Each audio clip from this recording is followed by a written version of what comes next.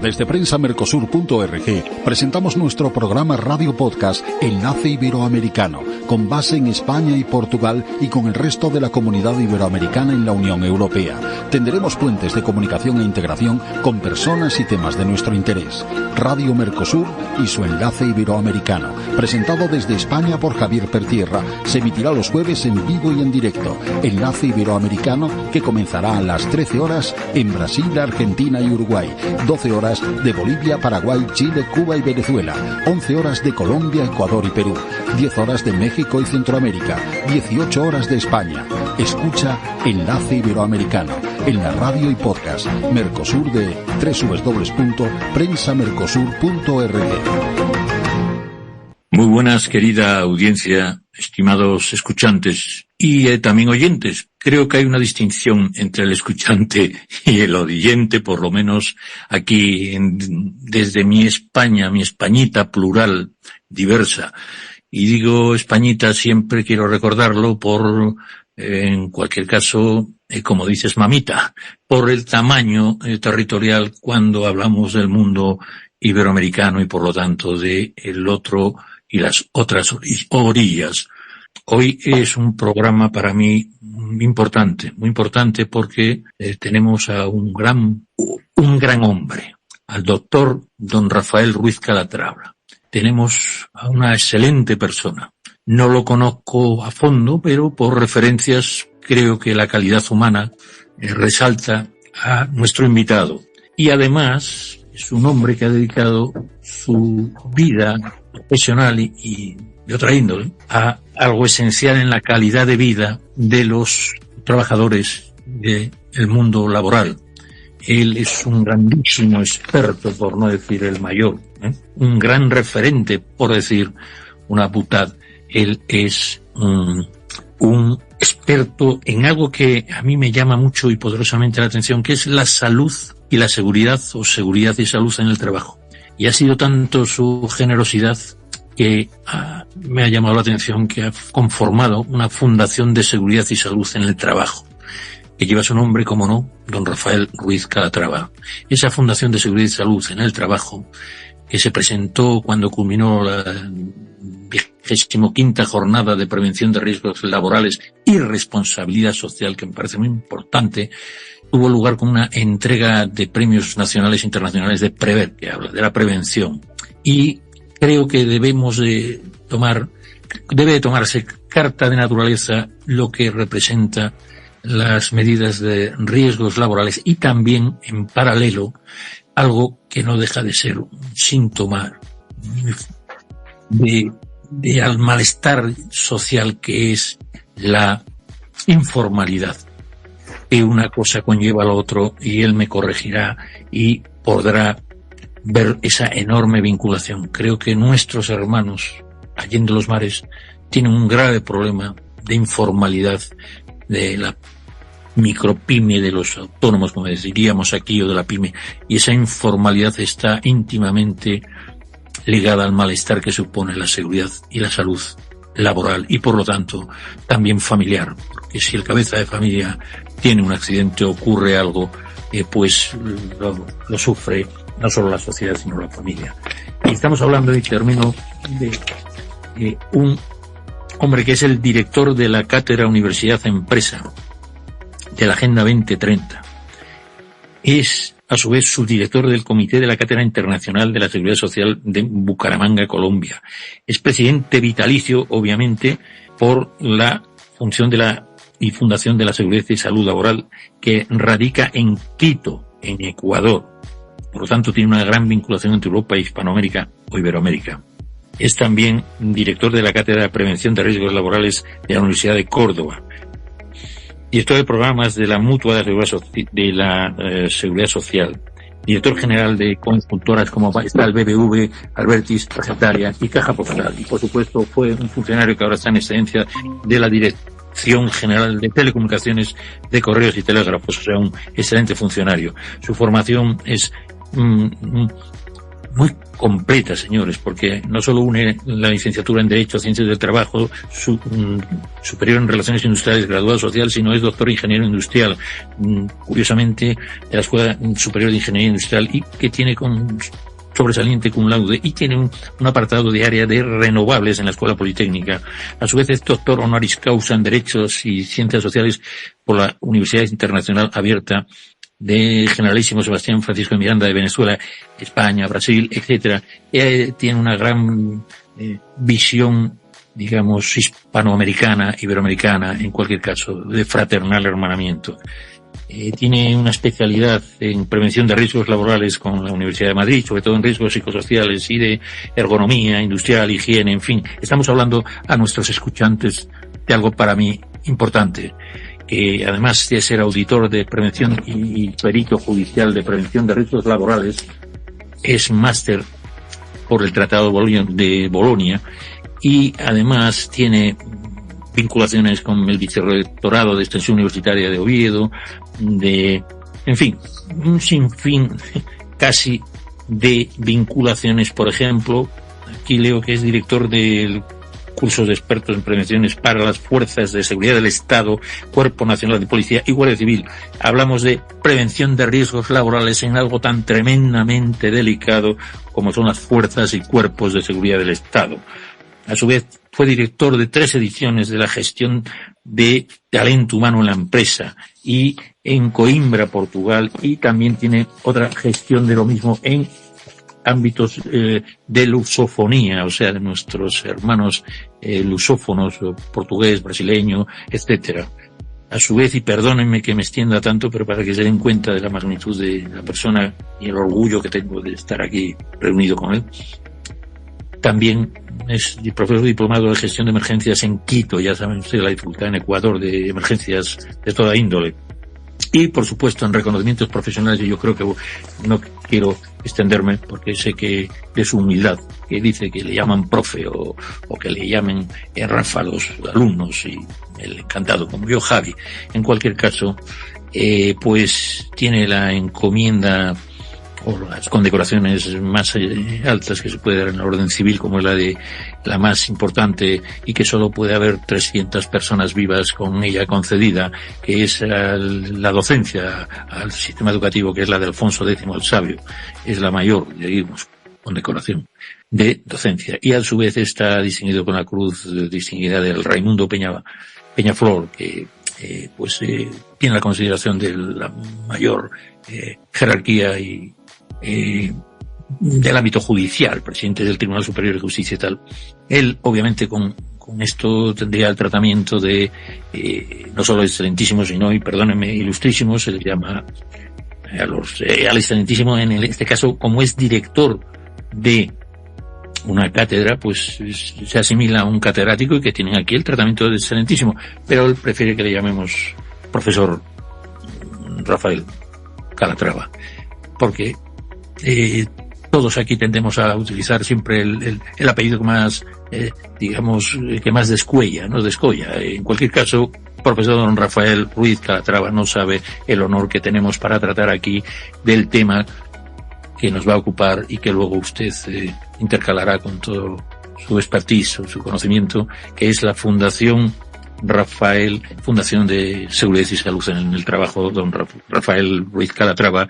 También hablaremos de esa lacra que es la economía informal y todo lo que conlleva en el ámbito laboral, y veremos si podemos repasar alguna otra cosa, que usted tiene varios programas, aunque ya sabe que los podcasts nos permitimos el lujo, parece ser que es una nueva manera de comunicarse, que hablamos para un público un poquito más, digamos, que tiende a especializarse en estas menesteres del oído, y a su vez, creemos que podemos contar con toda su colaboración. Parece que ha tenido ahora mismo sobre la temática una salida, no sé si habrá problemas de cobertura o habrá algo extraño, pero nuestro invitado, ahora que iba yo a pedir la referencia, pues acaba de salir. Dígame, don Gilson, ha salido nuestro invitado un momentito, ¿no? Debe ser un problema de alguien que le ha llamado o algo así, ¿no? ¿Sabe usted algo, director? Sí, me imagino que debe ter caído la llamada, mi querido hermano. Un saludo para ti, para toda la audiencia de Radio Mercosur. Y ahí ya regresó nuestro querido Rafael. Así pues que sí, nada, esto es lo bonito que tiene el directo. Pero en cualquier caso tiene también otra cosa, que ponemos garra, emoción y solventamos, porque como él dio másters en emergencia y a los cuerpos y fuerzas de seguridad, es en el directo donde la salud laboral de nuestro director también. Gracias, Gilson. También aguantas lo tuyo teniendo que coordinar no solo este enlace iberoamericano desde esta orilla, sino que además luego a medianoche española más o menos tienes otro programa en directo, enlace sudamericano, que es internacional. Y no sabes el mérito que tienes, querido Gilson, a mi humilde entender. Pues nada, don Rafael, después de ese periplo y de semblanza que he acortado muchísimas cuestiones internacionales, como que usted tiene un reconocimiento honor al mérito de Venezuela, en Carabobo, República Venezolana, tiene, en fin, retomemos un poco, si le parece, un poco sus orígenes cordobeses, y que después de cómo empezó su encontronazo o al encuentro que dice aquí con esta vida, si le parece, usted como cordobés que luego fue a Cuenca y Ciudad Real, ¿puede contarnos la infancia de este ilustre invitado que tenemos, esa infancia que luego usted se decantó y ya nos dirá que un poco la infancia y la juventud y sobre todo ese origen cordobés y demás? ¿Puede ustedes hablarnos un poquito de esos orígenes? Pues sí, encantado, porque tengo, no sé si todo el mundo puede decir igual, yo afortunadamente sí, la gran suerte de haber sido un niño muy feliz, ¿no? Dentro de una familia numerosa, mi padre y mi madre tuvieron 10 hijos, yo soy el mayor, nací en Córdoba, como todos mis hermanos, estuviésemos donde estuviésemos, mi madre venía a dar a luz a Córdoba, y soy hijo pues de un gran veterinario, de un hombre que era un excelente profesional, un hombre además con una visión de futuro de la veterinaria grandísimo, y de mi madre que era y es, porque sigue viviendo, tiene 93 años y sigue en perfecto estado de revista. Sí, pues bueno, un hombre que me crío hasta el año en Córdoba, en casa de mis abuelos, y luego me voy a Ciudad Real a vivir a una finca que era de mi padre, entre Caracuel de Calatrava y Corral de Calatrava, y vivo allí pues hasta los 7, 8 años en que me voy a estudiar a Ciudad Real, al colegio de Nuestra Señora del Prado, de los marianistas. Allí estuve. Poco después nos fuimos a Cuenca, porque trasladan a mi padre allí. Estuvimos como 1 año y medio, 2 años en Cuenca, donde él trabajaba en la jefatura de ganadería, porque él era veterinario del Estado.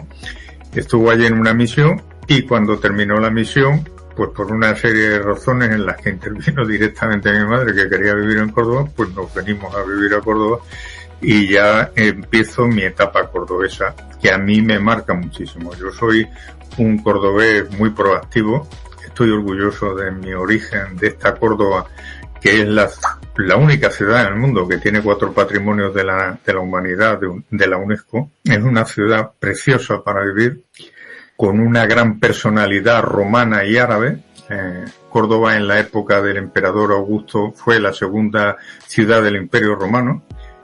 Fue también de hecho la única ciudad del mundo que tiene un palacio imperial romano, porque vivió un emperador romano aquí en Córdoba, Maximiano Bruto, y dio a Roma pues un gran emperador que fue Teodosio, que fue el que hizo el cristianismo oficial en el Imperio Romano, y luego pues dio pensadores como Séneca, escritores como Lucano, y luego pues tiene otra gran vertiente árabe, musulmana, que es pues todo el califato, la época del emirato y del califato, de Abderramán I hasta el último de los omeyas, que gobernaron aquí durante 700 años y embellecieron esta ciudad y crearon un foco de cultura equivalente pues a Alejandría en su época, ¿no?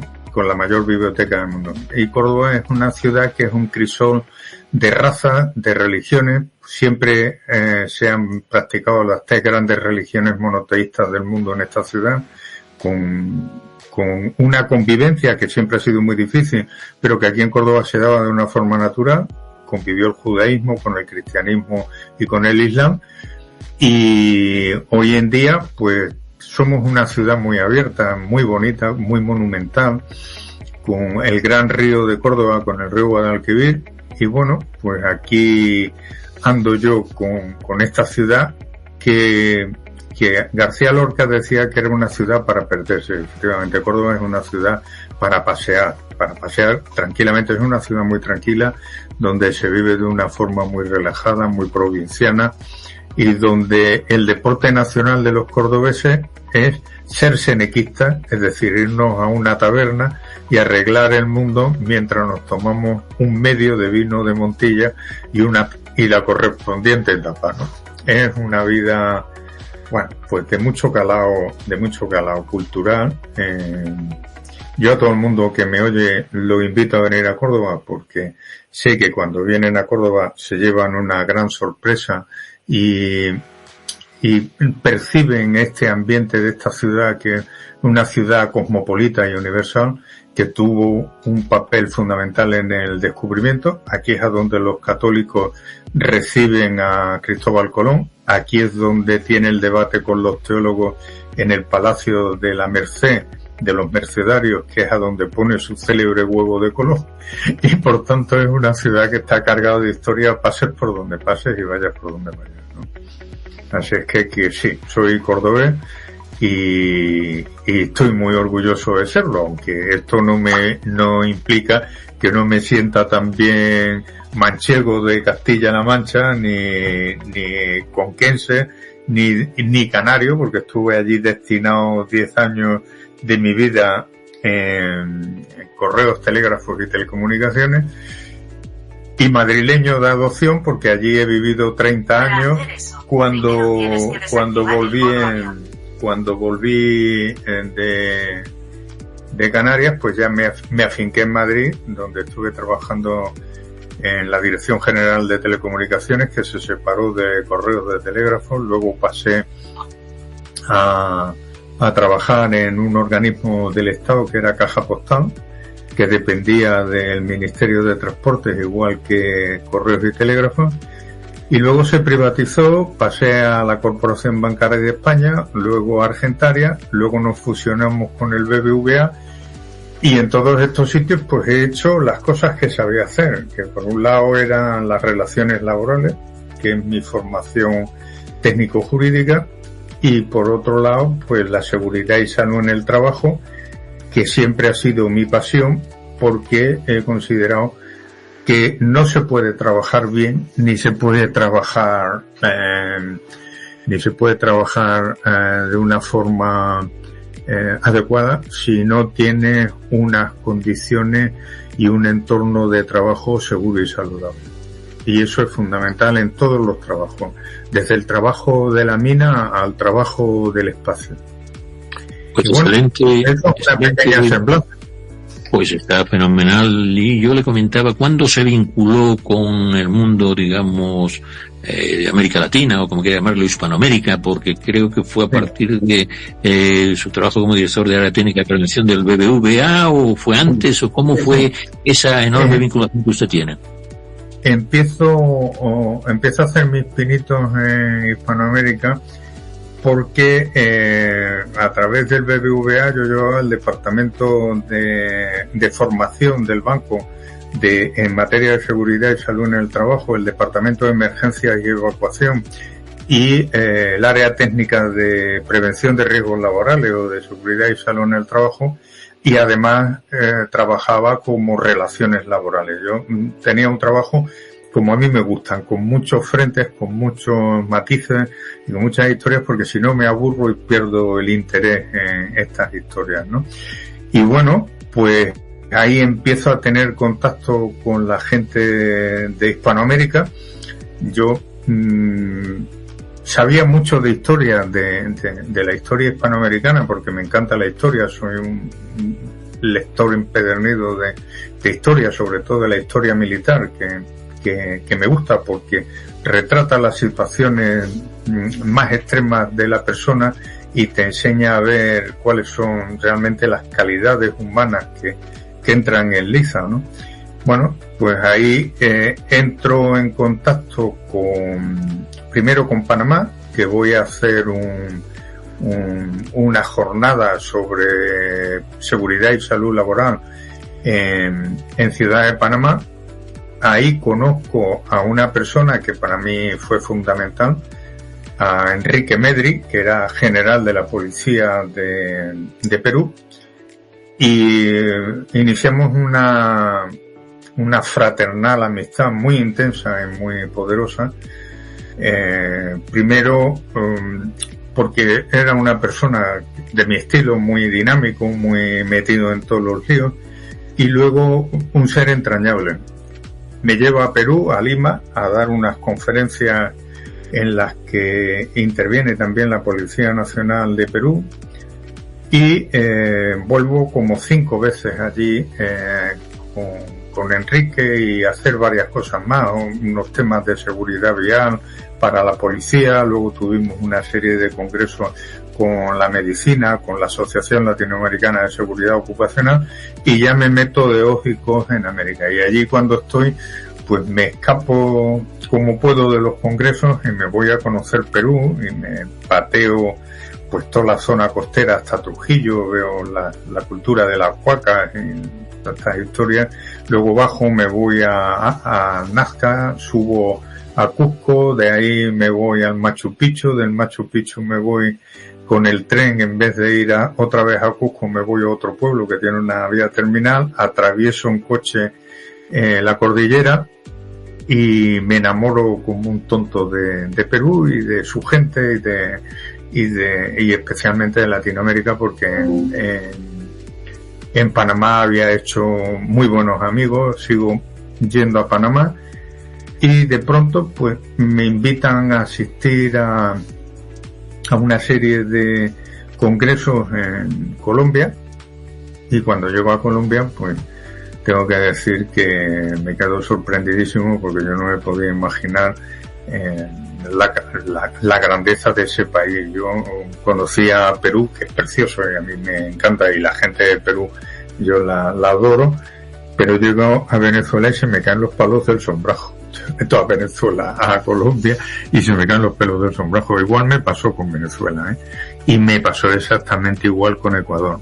Y al final llego a la conclusión de que mi alma, pues más que europea, pues es hispanoamericana. Y entonces, pues en vez de dedicarme a la faceta que tenía de proyección hacia Europa, vuelvo la espalda un poco a Europa y me dedico a Hispanoamérica, porque se convierte en mi pasión, en mi amor, en mi manera de ser. Yo hasta entonces no había entendido nunca unos versos que tiene García Lorca, que decía que los españoles, para conocer España, tenían que conocer primero a Hispanoamérica. Y nunca había encontrado realmente el verdadero sentido que tenían estos versos, ¿no? Y a medida que he ido profundizando en América, he ido viéndole cada día más sentido. Porque los españoles, que en gran manera vivimos de espaldas a Hispanoamérica, lo mismo que vivimos de espaldas a Portugal, cosa que yo no practico, pero tengo que tengo unas grandes relaciones con Portugal, porque me parece nuestro país hermano, nuestros vecinos, nuestra gente más querida, y trabajo mucho con ellos, con Lisboa, con la Universidad de Coimbra, con el Instituto Politécnico de Leiria, con distintas asociaciones portuguesas, y luego con el Foro Lusófono, que integra Portugal y Brasil. Y he tenido la gran fortuna de poder pues tener y hacer amigos en Brasil las veces que he estado, y sentirme muy orgulloso de este gran mundo que es Hispanoamérica.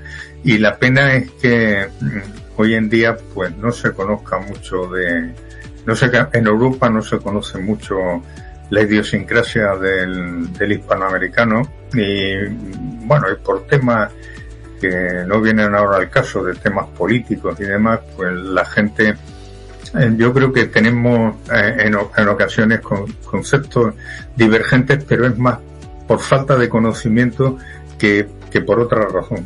Yo siempre, cuando he tenido la oportunidad de ir al Congreso y al Senado en España, siempre he dicho que nuestra obligación como país es favorecer la inmigración hispanoamericana en vez de la inmigración de otros países, que si necesitamos gente tenemos que cogerla de Hispanoamérica y no tenemos que hacer que vengan, pues no sé, de otras latitudes que también tienen derecho a vivir, que son africanos y demás, pero por la idiosincrasia del hispanoamericano es mucho más fácil su adaptación, porque culturalmente tenemos unos parámetros muy parecidos, porque a nivel filosófico religioso tenemos un concepto de la familia, de la práctica religiosa muy parecidos, por no decir iguales, muy diferentes a los de Europa, porque la unión familiar en Europa no está tan consolidada como en los países de la ribera del Mediterráneo, como pueden ser Grecia, Italia y España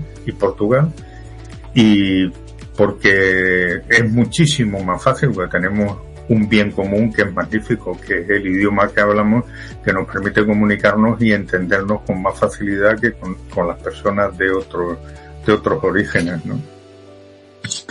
Pues sí, yo ya digo que hablo después de ver las maravillosas tonalidades y acentos y peculiaridades de nuestros hermanos allende los mares, pues yo digo que soy un hispanohablante, ni español, ni nada, soy hispanohablante, porque además se me está contagiando hasta el brasileiro, y canto ya por ahí en programas indebidos, porque mi director me lo permite, y es, yo en vez de, como dicen, que hablan el portuñol, yo hablo el español pero en portugués, en cualquier caso, sobre todo cuando canto. Oye, don Rafael, quería decirle, vamos a tener algunas preguntitas, porque tenemos por ejemplo, a una persona que nos está acompañando en este programa en directo, en esta múltiple audioconferencia, y vamos a tener algunas preguntas. Yo quisiera ya pasar a los corresponsales. Por ejemplo, está desde, nunca se sabe si está en Querétaro, Veracruz, Ciudad de México, ya sabe que ahora no se puede decir México DF, Ciudad de México, en fin, el ombligo del mundo, y en torno a ese ombligo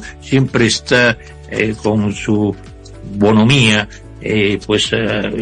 bueno, diciéndonos y guiándonos en cuestiones del programa. Yo querría decirle a don Roberto que estamos hablando con una personalidad que es Premio Quijote. Es un Premio Quijote que ha ganado al igual que tiene la Legión de Honor, y es ciudadano europeo de la Fundación del Foro Europeo. Y don Roberto, desde México, pues fíjate, el Premio Quijote se lo entregaron en 2016 la Sociedad de Medicina y Seguridad en el Trabajo, y la Legión de Honor Tercio Duque de Alba, segunda de la Legión, pues le hizo también seguir en ese pauta que me ha comentado, pero creo que, no sé si don Roberto querría hacerle alguna pregunta, siempre tan acerada, con ese acento mexicano tan respetuoso. Dígame, don Roberto, si tiene algo que decir al profesor o doctor Rafael Ruiz Calatrava. Dígamelo. Bueno, como siempre, con el gusto de saludarlos desde la Ciudad de México, hoy en el puerto de Veracruz, a mi director Gilson, a Carlos, a ti Javier, y sobre todo a esa gran estrella que hoy está brillando y engalanando como siempre tu programa, doctor Rafael Ruiz Calatrava. Bueno, yo le voy a decir profe como sus alumnos, porque ya me consideré su alumno, así es, con ese cariño jarocho. Profe, un abrazo hasta allá. Igualmente, querido mío. Bueno, no he dicho antes en los países que he nombrado mi amor por México, que he estado allí, me conozco gran parte de México, pero no como turista, con un amigo que vive en México. Pues ya tienes otro amigo y una gran comunidad aquí, y sobre todo un alumno. Algo faltó en el currículum, maestro, antes de entrar a las preguntas de su doctorado y de su gran carrera. Faltó decir que usted es el hombre le falta yo creo que falta el doctorado honoris causa como cronista de la ciudad de Córdoba. Creo que nadie pudo haber descrito en tan poco tiempo todas las virtudes de las que habla nuestro poeta y Séneca y todos, qué manera de describir en unos minutos la belleza y las bondades de Córdoba. Pues sí, la verdad es que Córdoba es una ciudad muy especial, es una ciudad muy bella y además tenemos la gran fortuna que en todo el orbe del mundo tenemos 12 ciudades que se llaman Córdoba, fundadas por cordobeses que hemos salido de Córdoba y hemos ido en las épocas estas en que salía todo el mundo de aquí de España, porque hay un tema que yo siempre cuento cuando voy a Hispanoamérica, porque en Hispanoamérica tienen un concepto que no es el español. En Hispanoamérica se vivía bastante mejor que en España, porque la gran Ciudad de México, era una ciudad que se podía equiparar a Londres o se podía equiparar a París, mientras que Madrid era una pastilla de aspirina y además era una cloaca fétida donde no había alcantarillado, ¿no? O sea, quiero decir que esta España que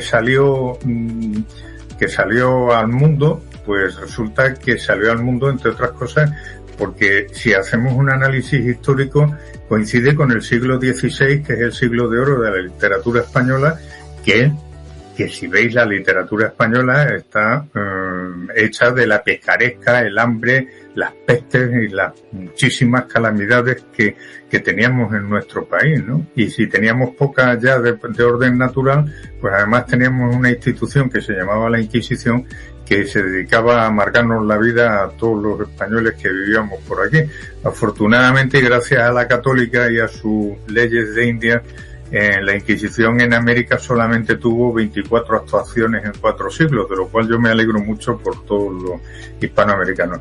Y dicho esto, yo que conozco un poquito México, porque estuve en Guanajuato, en Irapuato, estuve en Puebla, estuve en México, en Ciudad de México, que me fascinó. Tenéis uno de los mejores museos del mundo, que es el Museo de Arqueología, el Museo Etnográfico de México. Yo ahí disfruté muchísimo. Y luego tenéis la Plaza Garibaldi, donde a mí me tuvieron que sacar de allí amarrado, porque no me quería ir. Porque me tomé 3 tequilas y empecé a cantar. Y se ve que me afinó la voz el tequila y bueno, no me querían dejar salir de allí hasta que ya mi mujer me arrancó como pudo de aquel sitio y me llevó. Pero soy un amante de toda Hispanoamérica, porque cada uno con sus particularidades, con su idiosincrasia, formamos un mundo muy concreto y muy bello. Y un día le decía a un amigo mío inglés que estaba hablando de las excelencias del inglés y le dijo, eso es porque los hispanoamericanos somos unos idiotas, ¿no? Por decirlo llanamente. Digo, si los aviones tuviesen que hablar en español cuando sobrevolaran territorio de habla española, los ingleses no podían volar a ningún sitio del mundo. Cosa que lo dejó pensando, ¿no? Entonces, yo por eso amo profundamente Hispanoamérica, porque hay una gente magnífica, maravillosa, con unas potencialidades tremendas y con un bagaje cultural que es un crisol de cultura y de raza. Y yo un día hablando le decía a un amigo mío de aquí de España, digo, mira, el hombre del futuro lo he visto en Panamá, porque era una persona nacida de un abuelo chino, de una abuela negra, de otra abuela negra, de otra abuela india y de un abuelo blanco. Claro, la síntesis de todo esto crea una persona bellísima que era el crisol de todas las razas que tenemos en el mundo, ¿no? Y eso es lo que más me gusta de Hispanoamérica. Y otra cosa que me gusta de Hispanoamérica muchísimo son los niños. Europa es un continente de viejos. Esto es un continente muy ordenado, donde se vive bien, bastante bien. Tenemos un nivel de bienestar grandísimo. Pero luego cuando te paseas por las calles, es un país que no ves alegría en las calles. Y hablo también de España, aunque somos el país más alegre de Europa, ¿no? Porque no tenemos niños, no tenemos la alegría de los niños. Y esto es una cosa que cuando vas a Hispanoamérica, pues lo ves por todos lados, ¿no? Y yo lo decía, vamos a ser los más viejos, los felices, los viejos más felices y más cuidados, vamos a vivir no sé cuántos años, pero nos vamos a morir de tristeza, ¿no? Y esto es así, ¿no? Y esa es una de las razones que a mí me hacen muy feliz cuando piso la tierra de Hispanoamérica, ¿no? Pues usted, que es un gran pedagogo y que educa deleitando y enseña con esa maravilla, fue Premio Nacional Onda Cero a su trayectoria profesional, y si ya que tiene, aunque tenemos muchos corresponsales, por lo tanto voy a intentar yo acortar todas mis preguntas. Usted ha trabajado en ¿Qué me pasa, doctor?, precisamente en ese ámbito de prevención, etcétera, con el grandísimo doctor Bartolomé Beltrán, y comente un poco por encima usted esa especie de odisea radiofónica y de televisión, en cualquier caso con los medios de comunicación, porque usted pasa pantalla y pasa micrófono, usted es un gran divulgador. Cuente esa faceta de su vida, por favor. Yo no me considero divulgador, habiendo estado al lado de Bartolomé Beltrán. Bartolomé Beltrán era un monstruo de la comunicación, además de ser un médico con una sabiduría impresionante. Pero aunaba dos cosas, aunaba ciencia y humanidad. Y eso hace que estar con Bartolomé fuese una escuela de aprendizaje tremenda. A mí me conoció Bartolomé a través de un amigo común, nos conocimos y saltó un flechazo entre los dos. Entonces me dijo, mañana te vienes a la tele a mi programa, ¿qué me pasa, doctor? Digo, pero yo qué voy a hablar de eso, yo soy médico. Yo, no, vamos a hablar de seguridad y salud en el trabajo. Nos pusimos a hablar de seguridad y salud en el trabajo y pasamos todo, pero sin guión y sin nada, a calzón quitado. Y luego me pidió que me quedara con él de asesor en materia de seguridad y salud laboral en su trabajo, ¿no? Y estuve con él una serie de años intensísimos. Formamos entre los dos la cátedra de prevención de riesgos y salud pública de la Universidad de Córdoba, que yo llevaba la parte de seguridad y salud y él llevaba la parte de salud pública en Córdoba. Y hicimos muchísimas cosas magníficas. Además era un hombre que era de una generosidad tremenda y un magnífico interlocutor, una persona cariñosa, amigo de sus amigos. Yo de Bartolomé Beltrán, que en paz descanse, solamente puedo decir lo que me dicta el corazón, porque ya ni tan siquiera la inteligencia. Bartolomé para mí fue un maestro, un amigo, en muchas cosas un padre, y aunque éramos los dos de una edad bastante similar, era un poquito mayor que yo, me sacaba 5 o 6 años, pero Bartolomé era un hombre de una calidez humana y de un conocimiento técnico impresionante. Además, hay una anécdota que lo define a él muchísimo en todo esto, que es cuando la primera misión internacional que hizo España la hizo Bartolomé Beltrán, que se llevó los hospitales militares por encargo del presidente Adolfo Suárez a Nicaragua cuando terminó la guerra. Y cuando llegó allí, el embajador de España le dijo, no vas a montar estos aquí en la capital, porque así nos viene mejor, hacemos más popularidad. Y que era médico militar también, le dijo, señor embajador, usted mande en su embajada que los hospitales mando yo y yo me los llevo a las zonas rurales, que es a donde hago falta. Y así lo hizo. Era un hombre que no tenía miedo a enfrentarse absolutamente con nada y un hombre de una sensibilidad extraordinaria. Y bueno, la labor de los dos fue muy bonita. Yo quisiera comentarle aprendiendo de esa sensibilidad que usted habla del doctor y de usted sobre todo, pues que usted ha sido también medalla de honor Vermell de Protección Civil de Francia. O sea, hasta los franceses en el 2015 y el 2019, fíjese usted si será una gran persona que hasta los franceses le premian. Y si me permite, no solo esto, sino ¿qué tal se lleva con el mundo luso y portugués? Porque yo creo que también, yo soy más iberoamericanista, o como nuestro profesor Frigdiano Álvarez Durantes Prados nos señaló, creo que la iberofonía conforma un occidente que de dos lenguas transponibles, y América Latina, o como usted quiera llamarla en cualquier caso, no se entiende sin el complemento del Gran Brasil, y de esos 216 millones, no solo brasileños, si le suma a los portugueses, estamos hablando de 250, más el área, digamos, asiática ahí, de Angola y Mozambique. Entonces, claro, estas dos, usted que tiene ese enfoque, porque el francés no deja de ser también una lengua derivada del latín, romance, una lengua romance y como usted está en la ciudad de Teodosio y de Séneca, pues filosofe un poco sobre esa vinculación que deberíamos de tener los latinos, sobre todo, yo creo que más que el mundo hispano y sobre todo sudamericano se entiende si el mundo brasileiro. ¿Podría comentarnos porque usted tiene vinculación con Portugal, esa vinculación de iberofonía más que hispanidad? Yo soy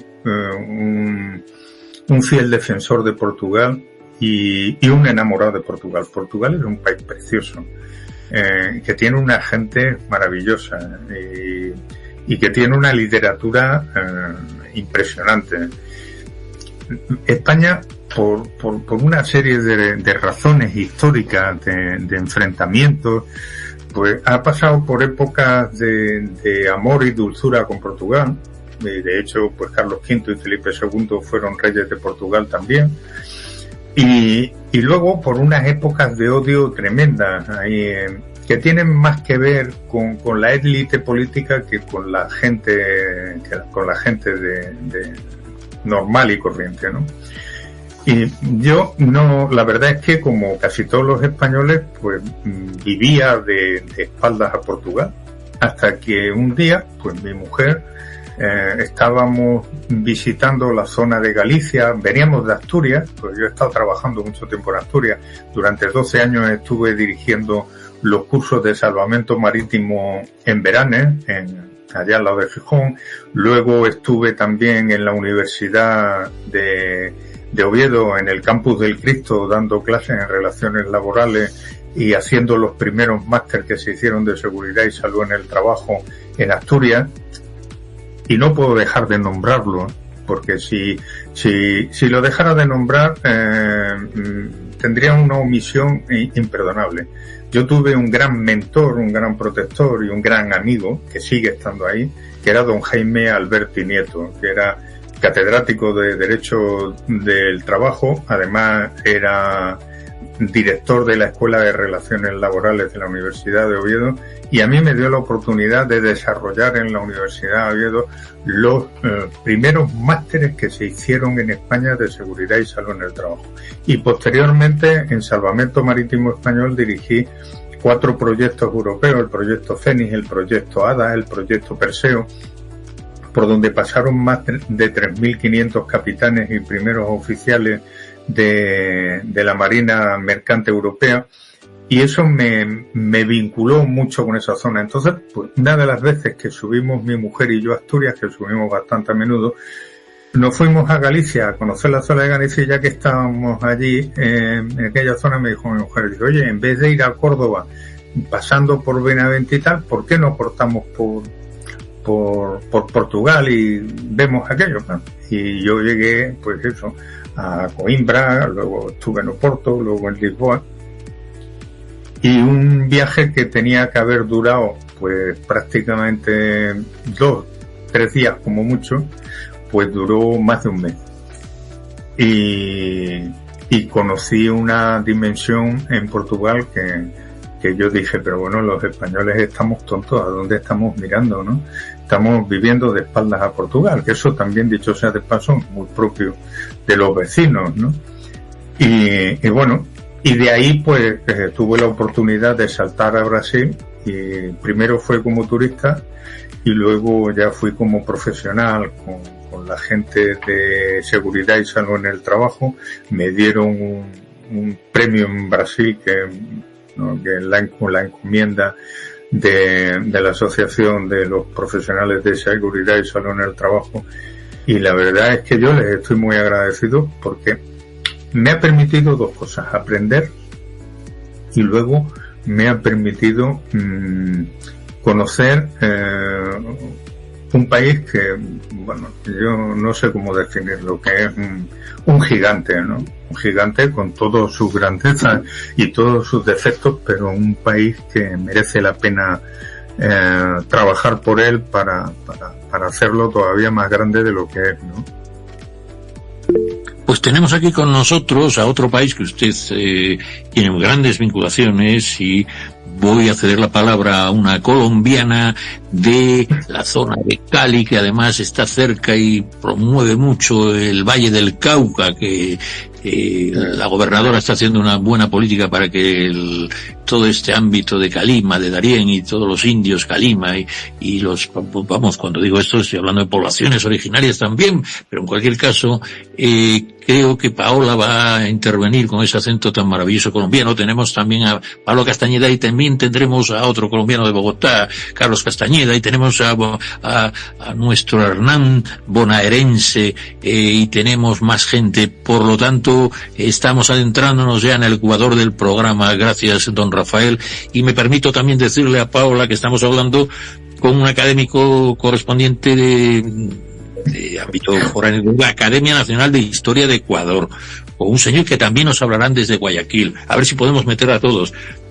Hablamos también de la Real Academia de Italia, de Ambrosí, de la International Heraldry Society de Inglaterra, de la Panamericana, o sea, es miembro correspondiente de la Academia Panamericana de Historia de la Medicina, socio honorario de la Ilustre Academia Iberoamericana de Doctores. En fin, querida Paola, ¿cómo ves? No solo es dinámico y entrañable, como yo atrevo también a recuperar sus palabras, sino que junto con su gran corazón y su gran conocimiento y su siempre un hombre muy agradecido, espero seguir alguna estela de las de don Rafael. Pues Paola, ahí con ese acento puedes comentarnos algo de esta temática, que creo que está trufada por un hombre que ha dado ponencias innumerables y jornadas técnicas en casi todo el ámbito iberoamericano, ¿no? Iberoamericano en el sentido que de Paraguay, de Brasil, de Perú. ¿Puedes decirnos algo? Sí, buenas tardes. Especial saludo desde el país de la belleza, Colombia. Me encuentro en el Valle del Cauca, la capital de la salsa, Santiago de Cali. Un especial saludo para todos nuestros oyentes, para Javi, para todos nuestros colegas y por supuesto para nuestro invitado, Rafael Ruiz Calatrava. Bienvenido. Bueno, le tengo unas preguntas referente a lo que yo estaba escuchando. Deme un momento, por favor.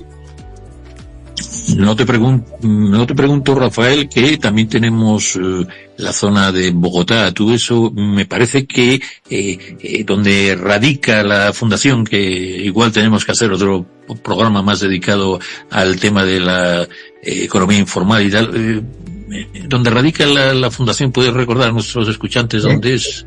El lugar, digamos, de domicilio. Sí, el domicilio social. En Quito. En Quito, correcto. Y también tienes vinculación con Colombia, con otra fundación o algo así, ¿no? Sí, tengo vinculación. No, yo en Colombia tengo vinculación con varias entidades aparte de con la cátedra andina de Bucaramanga, de la Universidad de la UNAD de Bucaramanga. Tengo mucha relación con Positiva, que es una empresa es una ARL, una empresa dedicada a la seguridad social, al tema de accidentes de trabajo y enfermedad profesional, con ASA Colpatria, que es lo mismo, otra de la Consura. Me muevo allí con mucha gente. Tengo bastantes contactos con el Ejército Nacional de Colombia y con la Policía Nacional de Colombia. Y luego en Medellín he trabajado con varias universidades allí, igual que en Bogotá. Y yo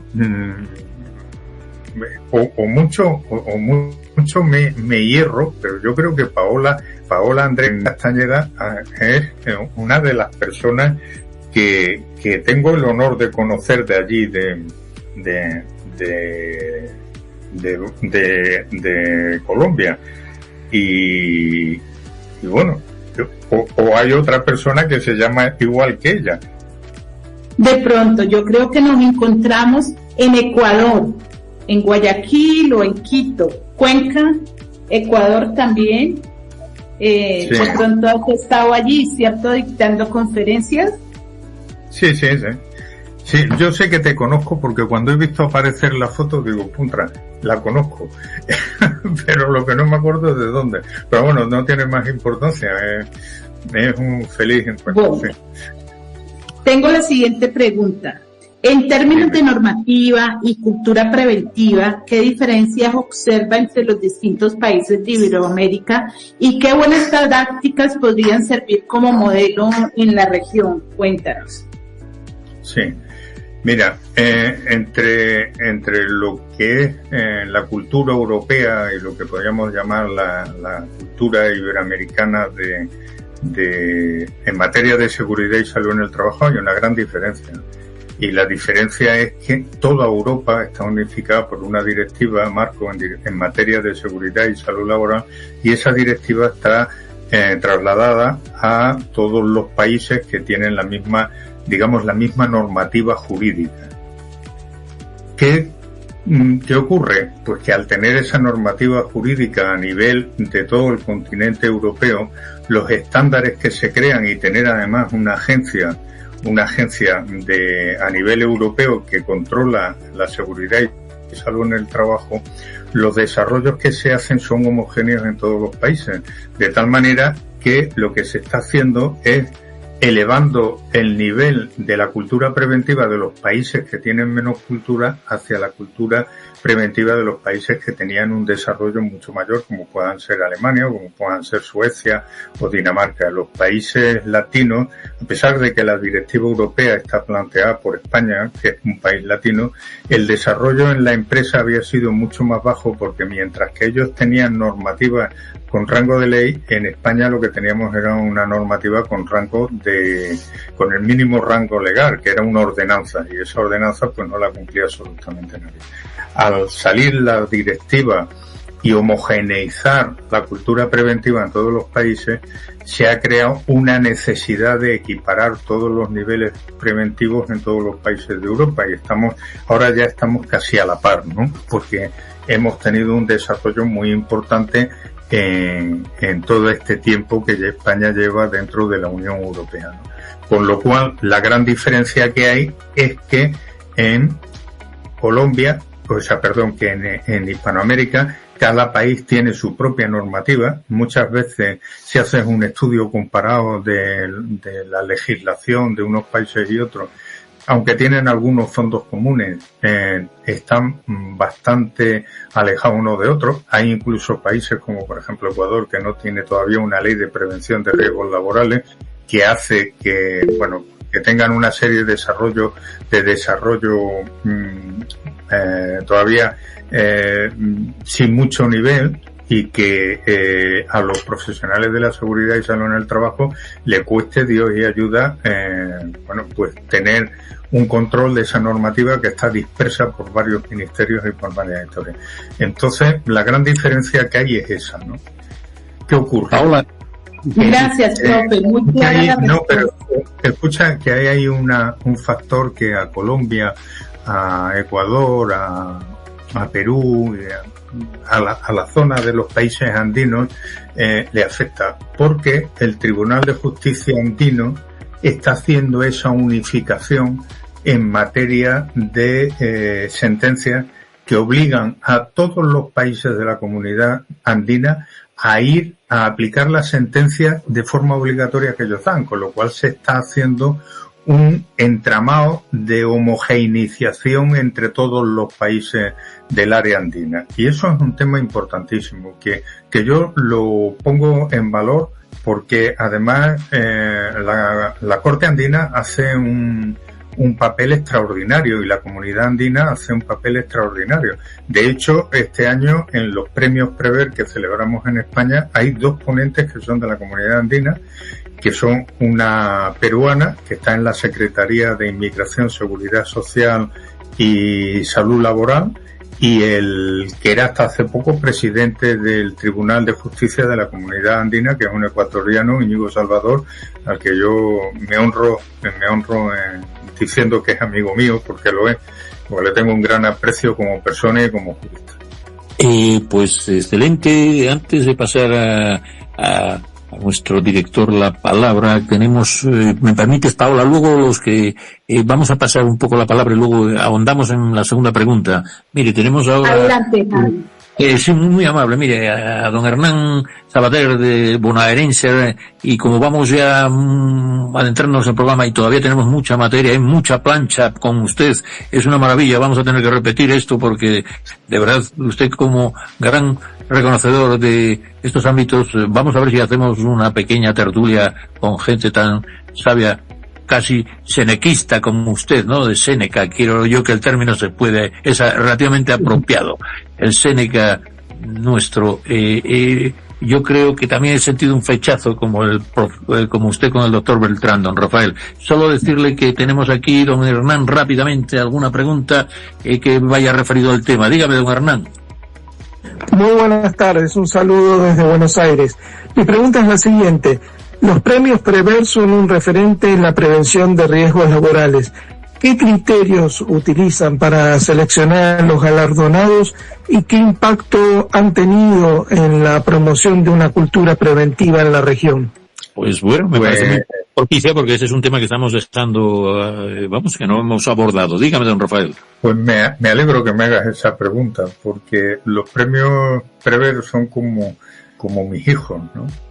Nacieron de la idea de en una comida con 3 directores generales de trabajo de comunidades autónomas en España, entre la que estaba el director general de trabajo de Asturias, Antonio González, el de Valencia, Román Ceballos, y el de Andalucía, Javier Guerrero, que tenían una cuestión y yo me ofrecí a instrumentarla y a darle vida, ¿no? Y al final, pues, se ha convertido, pues, en un producto que es mi hijo, que llevamos 26 años haciéndolo desde el Consejo General de Relaciones Industriales y Ciencias del Trabajo, que empezó de una forma muy humilde y que ha ido cogiendo cuerpo y ahora ya son unos premios internacionales, donde este año, por ejemplo, se premia a una empresa de China y se premia también a una empresa de Nueva Zelanda. Y el criterio que se escoge para premiar a la gente es un poco distinto de otros premios, y me explico. Normalmente la gente se postula para que le den el premio. Aquí en los premios Prever no se pueden postular directamente a los premios nadie. Tienen que venir a través de la autoridad laboral en España, de los institutos de seguridad y salud de las comunidades autónomas y de los premiados en ediciones anteriores, es decir, que ya tengan el premio Prever concedido. Y esto nos sirve para hacer un filtro tremendo.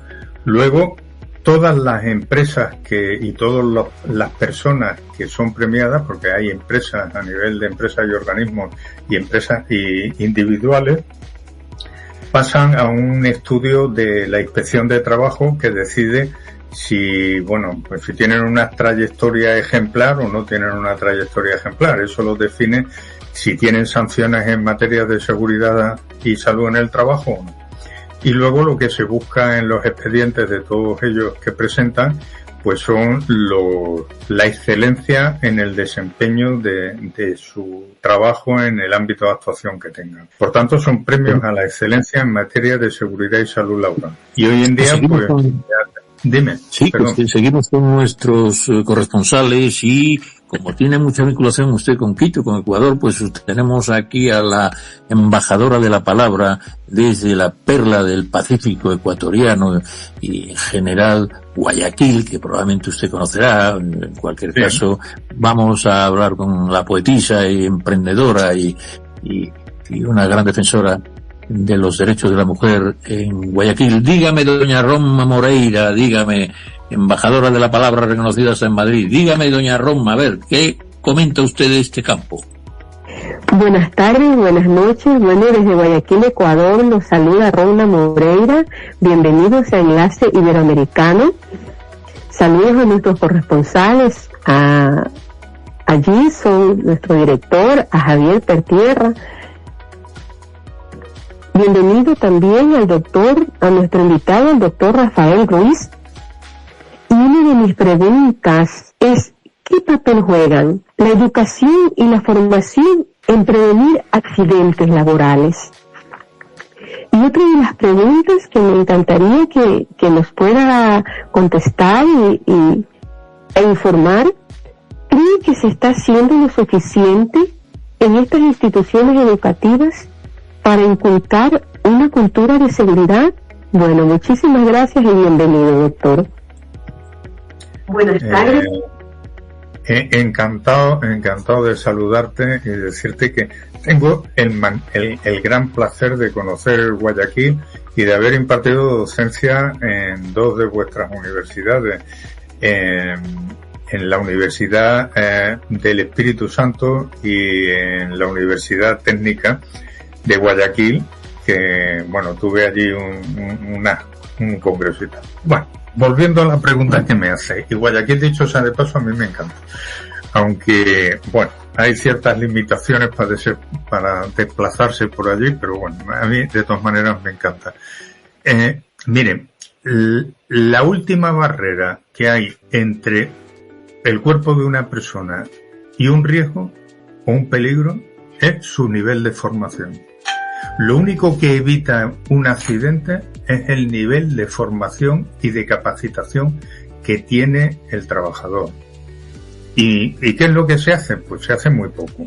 Miren, yo cuando veo a muchos compañeros del ámbito técnico empezar a aplicar checklist y aplicar no sé qué, y yo siempre le digo lo mismo. Dime qué formación le das a los trabajadores, porque con una formación adecuada es muchísimo más difícil que ocurra un accidente. Es más, hay determinados trabajos en donde no se pueden utilizar equipos de protección, no se pueden asegurar, no puede haber líneas de vida, no puede haber... Y sin embargo, esos trabajadores no tienen accidentes.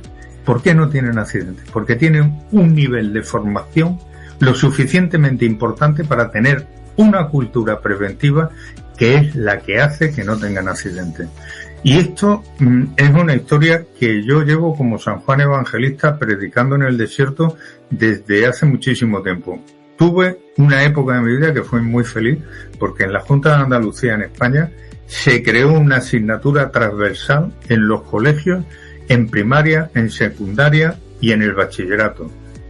Y además había una cosa que fue un diseño entre el director general de trabajo, Antonio, y yo, que era el bus de la prevención, que era un autocar con un montón de cosas de prevención que iba por los colegios y donde dejábamos que los niños interaccionaran con todos los equipos que había allí de protección y con todas estas historias para que ellos, les poníamos vídeos y les dejábamos manipular determinadas historias para que ellos viesen y tuviesen la sensación de peligro en un momento determinado.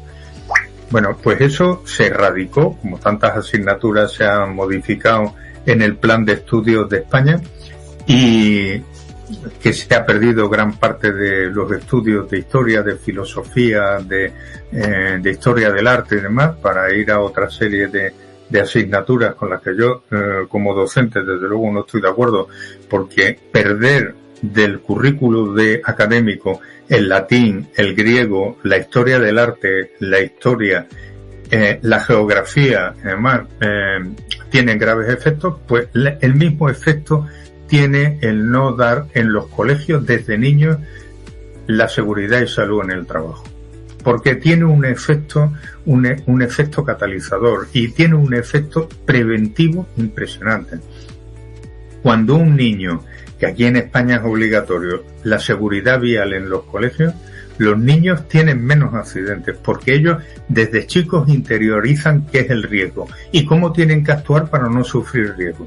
Y eso hace que su cultura en materia de seguridad vial sea altísima. Sin embargo, ha sido imposible hasta ahora hacer que el Ministerio de Educación y Ciencia cree a nivel nacional una asignatura de seguridad y salud en el trabajo, por más que lo hemos pedido por activa y por pasiva a todos los profesionales del país y los sindicatos y la patronal y no sé exactamente qué problema tienen, porque no tienen una justificación lógica de eso. Por tanto, la formación es el elemento más importante que tiene una persona para protegerse del riesgo y del peligro.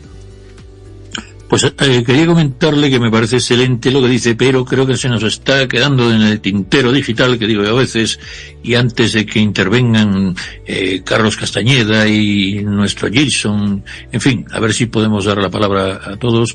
Algo que me parece clave. Estamos hablando de que hace poco se ha constituido la Fundación sobre Seguridad y Salud Laboral o en el Trabajo, que lleva su nombre, don Rafael Ruiz Calatrava, y había algo que yo creo que para nuestros hermanos en la otra orilla me parecen claves, y es lo que vincula a la economía informal, al mundo de la informalidad, con la seguridad y salud laboral, porque efectivamente en el contexto, digamos, latinoamericano, usted avanzó, que es un gran conocedor de estadísticas que llegan entre 40 y 70, incluso más, % de economía informal.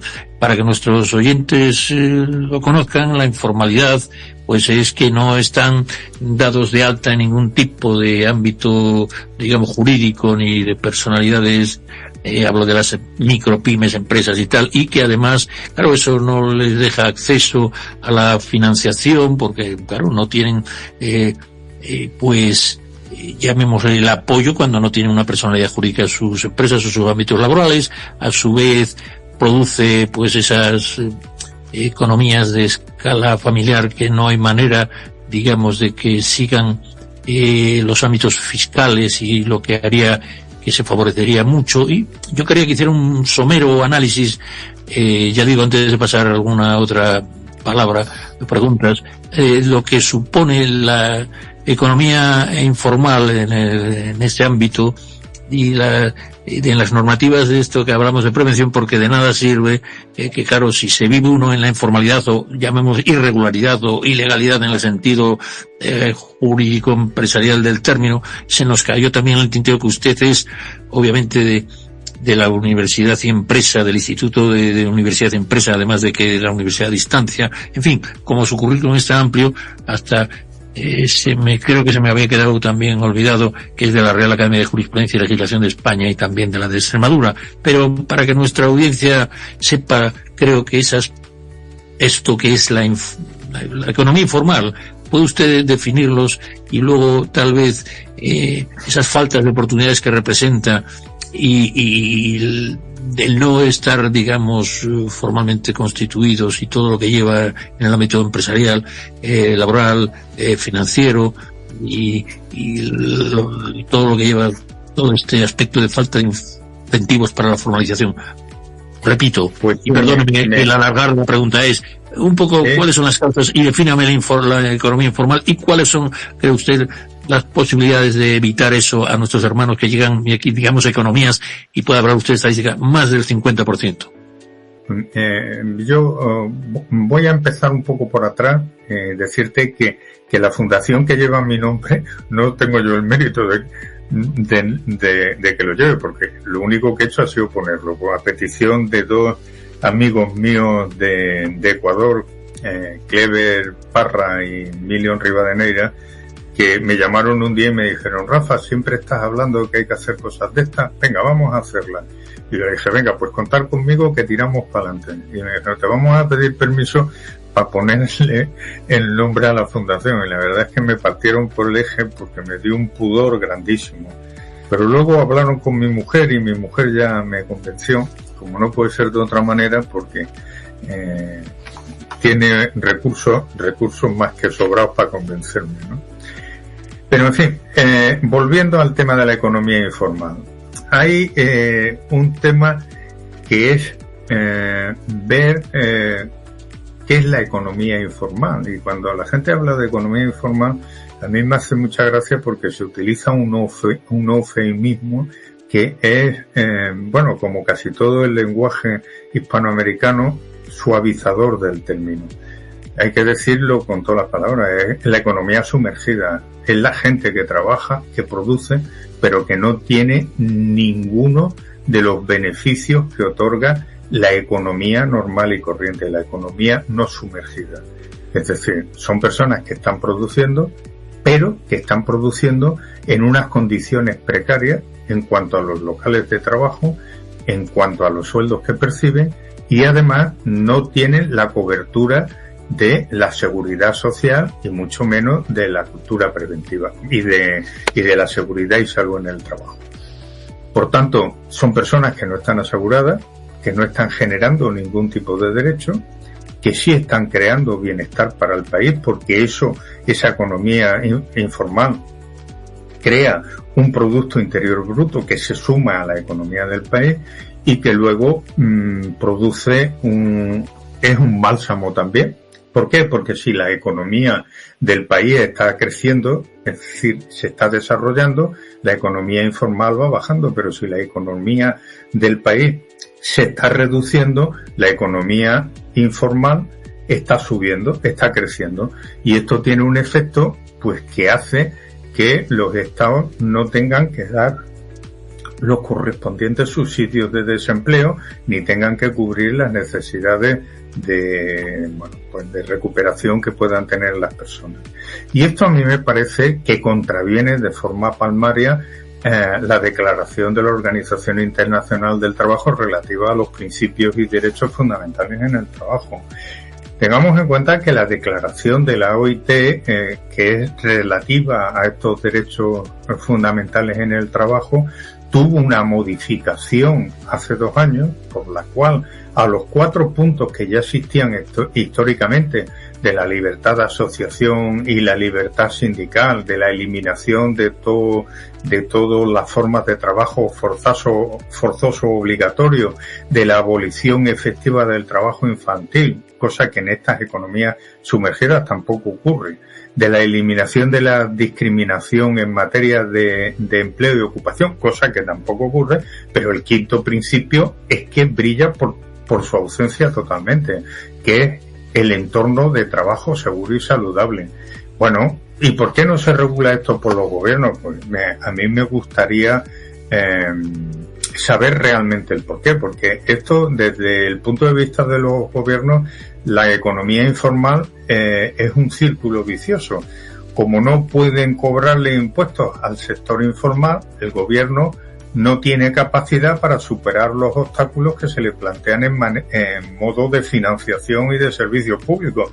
Y esto hace, a su vez, que para determinados empresarios que no tienen mucha conciencia, el sector informal sea mucho más atractivo que el sector formal. Y por otro lado, la naturaleza de la economía informal tiene como un estándar la antirregularización de los trabajos, porque está libre de impuestos y porque está libre de las ordenanzas laborales que existen en todos los países. ¿Y esto qué es lo que hace? Pues que disminuye de forma palmaria el poder material y político de los agentes gubernamentales. Por tanto, esto es un tema que los gobiernos especialmente en Hispanoamérica se lo deberían, en Hispanoamérica no, amplío el término a Iberoamérica, deberían de tomarse muy en serio, porque por un lado están evitando la generación de recursos para el bienestar de su país, están percibiendo un incremento de los productos interiores brutos que no está controlado por el Estado, es decir, no tiene la correspondiente tasa de impuestos que ayudarían a evitar esa situación, y por otro lado son sectores totalmente desregularizados que lo que hacen es que la gente malviva y viva en unas condiciones pues realmente lamentables, porque no tiene seguridad, porque no tiene sanidad, porque no tiene seguridad y salud en el trabajo, y porque están al albur de lo que quiera hacer el patrono, porque la inspección de trabajo no tiene competencia sobre este tipo de sector, salvo para denunciar que existen empresas que están haciendo trabajo informal, ¿no? Eso en Europa está como muy superado, porque aquí en España, si tú a un trabajador llega a tu empresa y no lo das de alta en la seguridad social y le haces el contrato de trabajo y le aplicas las normas de seguridad y salud en el trabajo, inmediatamente tienes a la inspección de trabajo encima y tienes sanciones gravísimas que pueden llegar hasta 900.000 euros, Pues, don Rafael, hablando de ese ámbito iberoamericano, tenemos a nuestro director, el hombre orquesta Gilson Carmini, que no solo sabe de ámbitos informáticos, de servidores y de diseño, en fin, es un portento, pero sobre todo es un periodista de raza, que a veces intentamos todos ir con la lengua fuera detrás de él, y en otras ocasiones pues abre brecha y tenemos que decirle que nos deje arreglar un poquito el jardín que él abre. Don Gilson, ¿puede usted comentar alguna cuestión en ese maravilloso acento brasileiro español? Claro que sí, mi querido hermano Javier, muchas gracias ahí, un saludo para el doctor Rafael, para Paola, para Roberto, ¿no? Y para todos los oyentes, escuchantes, ¿no? Mejor dicho, de la Radio Mercosur, ¿no? Primeramente, un tema muy importante, Javier, y realmente el doctor tocó puntos claves, ¿no? Que hoy en América del Sur está muy atrasada en relación al continente europeo con el tema laboral, ¿no? Entonces, yo gostaria de hacer unas dos preguntas para él, primeramente sobre la fundación, ¿no? de la creación de la Fundación de Seguridad de Salud, ¿no? ¿Cuáles fueron las principales motivaciones para la creación de esa fundación? ¿Y cuáles sus objetivos principales dentro de Iberoamérica, ¿no? Y en ese mismo contexto, nosotros gostaríamos de preguntar ¿cuál tendría que ser los pilares, no? Para nosotros escuchamos ahora poco usted hablar sobre abolición y todo más, pero eso para Europa prácticamente ya está extinguido. Yo creo que lo más triste de Europa es la informalidad, pero el tema de esclavitud y todo más, trabajo esclavo, de infantil y todo, yo creo que se erradicó un poco en el continente europeo. Pero gostaria que usted nos explicasse um pouquinho como está esse processo em Sudamérica, não? Principalmente nos países em desenvolvimento. Nós vemos que constantemente em nosso diário mesmo, muitos paraguaios são recuperados de Brasil, que estava trabalhando de maneira escravos, bolivianos, e também outros nacionais como os chinos, não, que se vêem muitas vezes e são escravizados por seus próprios descendentes acá em Sudamérica, não? Então, quais seriam os pilares para um bom entorno de segurança laboral e também na saúde laboral, porque não é solamente segurança. Hoy en día, debido a tanta presión y tantos problemas dentro de la propia empresa, que hay que tener un acompañamiento de la salud de esos funcionarios, porque vamos a poner, por ejemplo, los policías, ¿no? Ellos llegan a un punto que necesitan un tratamiento de salud mental por tanta violencia que pasa. ¿Y cuál sería esos pilares dentro de la fundación para ayudar a esas personas, ¿no? Entonces, ¿y existe hoy alguna porcentaje de trabajadores de la economía informal sudamericana y europea? ¿Y cómo eso afecta a la seguridad, ¿no? Ya que cuando es informal prácticamente no tiene normas de seguridad, no tiene nada. Nos habla un poquito de eso y desde ya muchas gracias. Bien, bueno, vamos por partes. La fundación nace, como ya os he contado antes, por la necesidad que determinadas personas teníamos de llevar algo que el Estado no lleva a la economía informal, llevarla por otros medios, ¿no? Y entonces la fundación nace con la necesidad de proteger a los trabajadores que no tienen ningún medio para prevenir los riesgos laborales, y lo que buscamos es promover ambientes de trabajo seguro y saludable a través de la investigación, la formación, la asesoría y poder hacer que estas personas y estas organizaciones tengan un nivel de prosperidad y de bienestar importante. ¿Qué es lo que hemos hecho desde que se fundó la fundación hasta ahora? Bueno, pues hemos desarrollado 39 programas de capacitación que se han dado a 5.000 trabajadores arriba abajo, unos 5.000 trabajadores capacitados que no tenían ningún tipo de formación. Es una formación que se le da gratuita y bueno, pues para aumentar su nivel, y hasta ahora se ha hecho a través de un grupo de profesionales que tenemos relaciones de amistad, que nos hemos comprometido con este tema, de 29 expertos a nivel de seguridad y salud laboral a nivel mundial, porque los hay de México, de Costa Rica, de Panamá, de Guatemala, de Colombia, de Ecuador, de Perú, de Paraguay, y espero no dejarme a nadie, bueno, sí, claro, y de Portugal y de España, ¿no? Y de Brasil. Bueno, en total se han actuado sobre 89 empresas.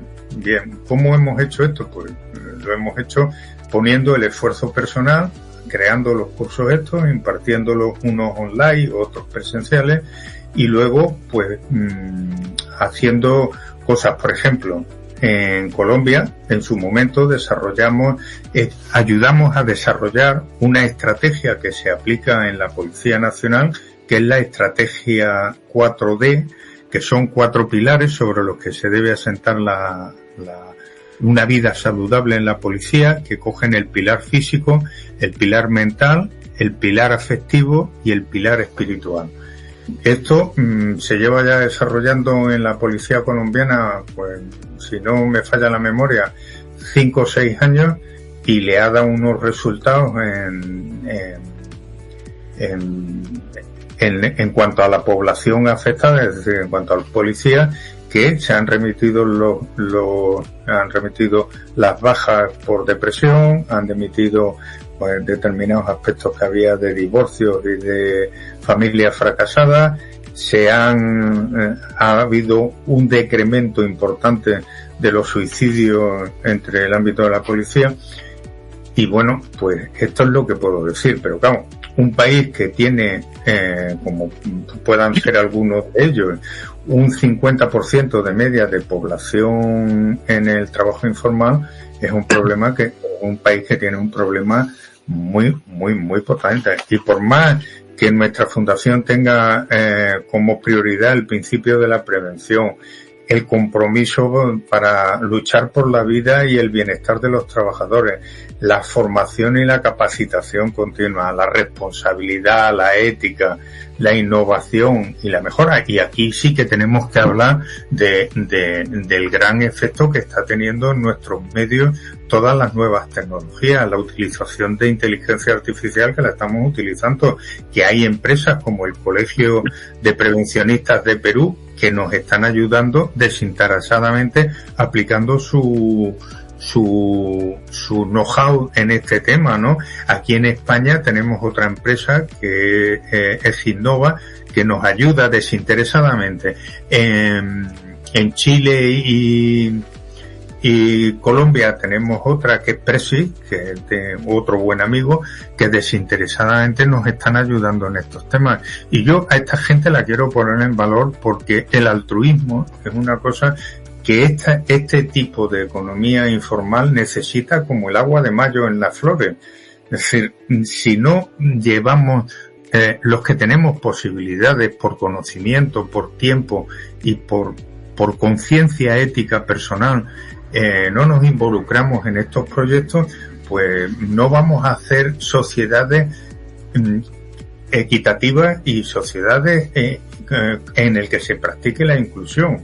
Es decir, la sostenibilidad que tanto se habla hoy en día de una sociedad la determinan sus propios hijos. Y si tenemos una economía que no es sostenible porque está sumergida, porque es informal, porque no la tenemos controlada, pues difícilmente vamos a poder ayudar a las personas que necesiten de nuestra ayuda en esos sectores. Por eso nosotros tuvimos la idea de trabajar en este sector, porque a este sector desgraciadamente no le llegan las normas estatales, no le llegan los servicios estatales. Y nuestro propósito es ese, ¿no? Promover una cultura de prevención y bienestar laboral en aquellos sectores donde no llegan. Pues muy bien, don Rafael. Antes de darle la palabra a Paola Castañeda, que me indicó que tenía alguna otra pregunta virtualmente, ya sabe que aquí podemos levantar la mano virtual y comunicarnos en esta audioconferencia, y es usted muy amable por la paciencia. Ya estamos en la recta final, que dice el otro, en el sprint final, por lo tanto vamos a intentar que no se nos olvide también que usted me habló a mí de algo que me parece clave, ¿no? Que desde su gran conocimiento sobre el mundo de la salud y seguridad en el trabajo, y por lo tanto también la salud mental y todo lo que conlleva el mundo que hablaremos ahora de la renta básica universal o no, pero en cualquier caso hay algo que usted hizo hincapié en una conversación conmigo previo al programa, que fue sobre el factor humano, que los latinos en general teníamos esa incorporación de emotividad, de compromiso, de familiaridad, que hay un componente mayor de factor humano que otras culturas, como pueden ser, y perdóneme, anglosajona, germana, etcétera. ¿Puede usted decirnos que tal vez ellos sean más conductivistas o técnicos? En cualquier caso, nosotros los latinos, los iberoamericanos, los latinos, como usted lo señala, tienen esa manera de ser que define usted como más humana o que, bueno, digamos, más afectuoso, sí, pero era bueno que tuviéramos esa también seña de identidad, como pasa con la gastronomía, incluido en Córdoba. Pero sí. Comentó también, coméntenos esto de que la primera directiva de seguridad europea de seguridad y salud, pues fue en tiempos de, usted lo sabe, de Felipe González. ¿Puede hablarnos un poquito de ese factor humano y de esa incorporación de estas medidas que favorecen el bienestar en general de la sociedad, más que del Estado? Repito, porque es de todos los trabajadores. Bueno, y también sí, perdona, Javier, dime. Sí, sobre el factor humano y la directiva europea. Sí, el factor humano, vamos a ver, la primera obligación que tiene un Estado es la de sus ciudadanos. Y me vas a perdonar porque voy a hacer un ejercicio retrospectivo a la Constitución Española de 1812, la vulgarmente llamada como la Pepa, que en su artículo número 13 decía que la primera obligación del gobernante es buscar el bienestar de los ciudadanos. Ese es el primer deber que tiene un Estado. Un Estado no está para cobrar impuestos, que también. Un Estado no está para ordenar, que también. Un Estado está para buscar el bienestar de sus ciudadanos y la felicidad de sus ciudadanos. Si no hace eso, pues fracasa de una forma estrepitosa. ¿Qué ocurre? Que en la forma de entender la vida, los latinos, pero los latinos europeos, los del sur de Europa, los pueblos mediterráneos, tú lo sabrás igual que yo. Si tú te vas a Francia y hablas con uno de Marsella y con uno de París, pues se parecen lo que un huevo una castaña. Es decir, no tienen similitudes porque los de Marsella son mediterráneos y el Mediterráneo ha contribuido a crear una cultura milenaria en la cual se potencian determinados valores como son los afectos, la extroversión, el cariño, la familia como pilar indisoluble de la sociedad. Y aquí en España ocurre igual, no es lo mismo un sevillano que uno de Oviedo. Es decir, tenemos marcadas familias, determinadas características que vienen marcadas por la geografía, por la climatología, por las costumbres y demás, ¿no? Pero en realidad España, Italia, el sur de Francia, la zona yugoslava, la zona de Grecia, incluso la zona turca, la zona egipcia, todo lo que es Egipto, Argelia, Mauritania, Marruecos, conforman los países limítrofes o los países ribereños del Mediterráneo. Y los países mediterráneos tenemos una cultura y una identidad propia por encima de idiomas, de religiones y de toda la historia, porque son miles de años de historia común conociéndonos de unos a otros. Y nos hemos invadido, pues los romanos invadieron toda Europa, los árabes nos invadieron a todos los que pillaron, los fenicios comerciaron, los griegos conquistaron Cartago, en fin, es decir, tenemos un entramado sensorial muy importante. Y por eso, para nosotros, que somos bastante anárquicos y bastante indisciplinados, a diferencia de los países nórdicos, que son muy ordenados y muy disciplinados, tenemos que introducir un factor que elimine los riesgos que crea esa espontaneidad y esa, anarquía, si quieres llamarle de tal manera, que tenemos los países ribereños del Mediterráneo.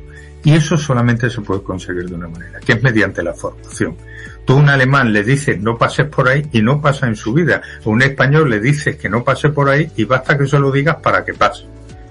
Entonces, si tú no le razonas al latino el por qué no tiene que hacer una cosa o el por qué sí tiene que hacer algo y lo formas convenientemente para que tenga la percepción del riesgo o del peligro que pueden suponer sus acciones, pues no vas a ningún sitio. Cuando en los países, en Estados Unidos, en Inglaterra, en Alemania y tal, aplican los checklists, ellos los aplican porque el factor humano es uno de los factores más. En España, en Portugal, en Italia y tal, tú aplicas los checklists eso y la gente pues no le hace ni caso. ¿Por qué? Pues porque nuestra mente es de otra manera, funciona de otra manera, somos los reyes de la improvisación, somos los reyes de solucionar problemas que no tienen solución, como decían en mi pueblo, que dicen lo imposible lo resolvemos en el momento y en los milagros tardamos algo más, ¿no? Pues esta es la mentalidad del latino, de salirse del tiesto, y si tú no eres capaz de crear condicionamientos culturales en su cabeza para que respete esas normas, has fracasado totalmente. Yo cuando muchas veces me dicen, hemos hecho no sé cuántos estudios de seguridad, hemos hecho no sé cuántas cosas, hemos puesto no sé cuántas medidas, la norma UNE, la norma ISO, y yo siempre le pregunto lo mismo. ¿Has hecho la evaluación de riesgos psicosociales en tu empresa? Me dicen, no, pues no has hecho nada. Porque si no conoces cuáles son los factores que estresan a tus trabajadores y no le das la formación correspondiente para que sean capaces de minimizar esos factores de riesgo, no has hecho absolutamente nada, porque se van a saltar todas las normas que le pongas a la torera. Y desgraciadamente es así. Es mucho más cómodo lo de los pueblos nórdicos, pero es mucho más entretenido, mucho más vital y mucho más creativo lo de los pueblos latinos, y yo eso lo tengo clarísimo. Pues don Roberto creo que tiene una pregunta y le dejamos la penúltima para Paola Castañón, y luego dice usted lo que considere oportuno para despedir el programa y ya lo cerramos. Don Roberto me había pedido la palabra, me parece, ¿no es así? Así es. Una cosa más, profe, con mucho respeto, con mucho cariño, me encanta. Vamos a ponerle un apóstrofe, un acróstico RRC. Que son entonces, RRC creo que debería decir revisar riesgos, compromiso de vida, como eslogan de la fundación que usted preside y que lleva su nombre. Así me quedó claro, he estado viendo el universo de su plática, y revisar riesgos es un compromiso de vida. Sí, sí. Es una interpretación correctísima, porque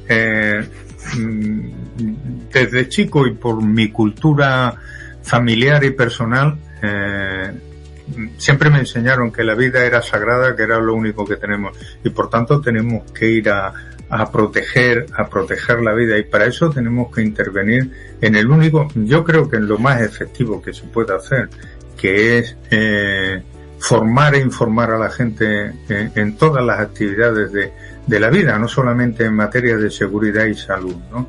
Sino informar a la gente, porque la formación realmente es lo que nos hace libres, el conocimiento es lo único que nos hace libres, ¿no?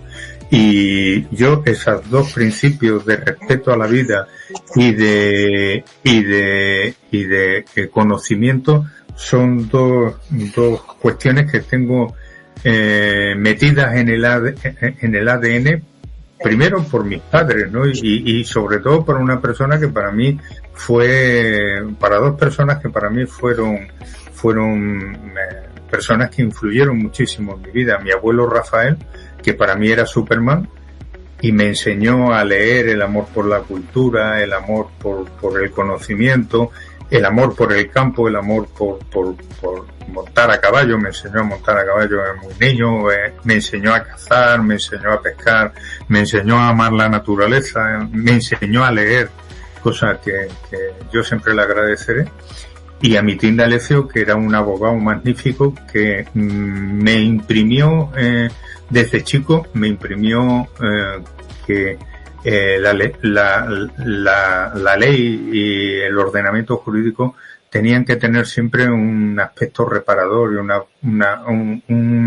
un aspecto didáctico para cambiar los planteamientos, para enseñar que no se debía delinquir, no por no transgredir la ley, sino porque había normas morales que nos deberían impedir cometer delitos, ¿no?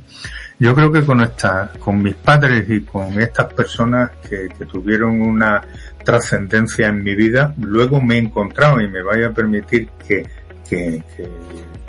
mencione una serie de personas en Colombia, a mi querida amiga Gloria Morgan, a David Zareski, a gente como Diego Hurtado, a Manolo Pérez en Ecuador, a Clever Parra y a Emilio Rivadeneira, en Perú a John Astete y a mi querido y ya fallecido amigo Enrique Medri, que fue un hombre que también tuvo una gran influencia sobre mí, porque era un hombre generoso y valiente.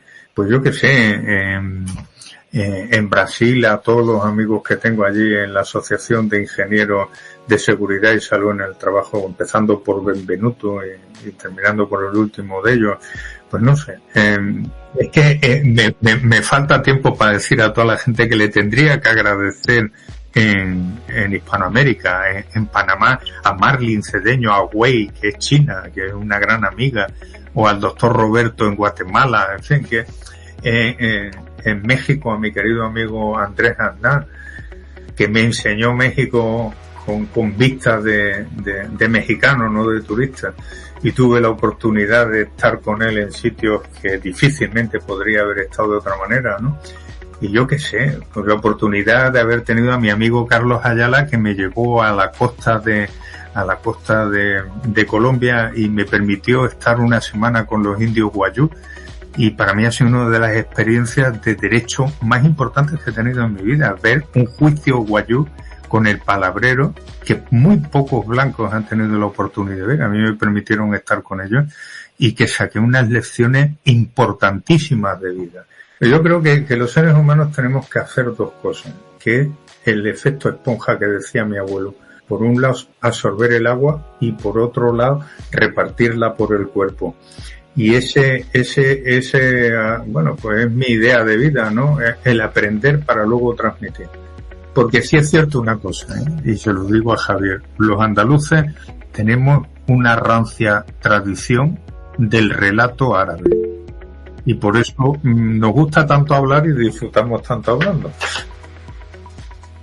Pues Paola, quiero que levante la mano virtual. Coméntanos muy rápido estas últimas preguntas y ya despedimos el programa, don Rafael, porque efectivamente me encanta charlar, platicar con don Rafael.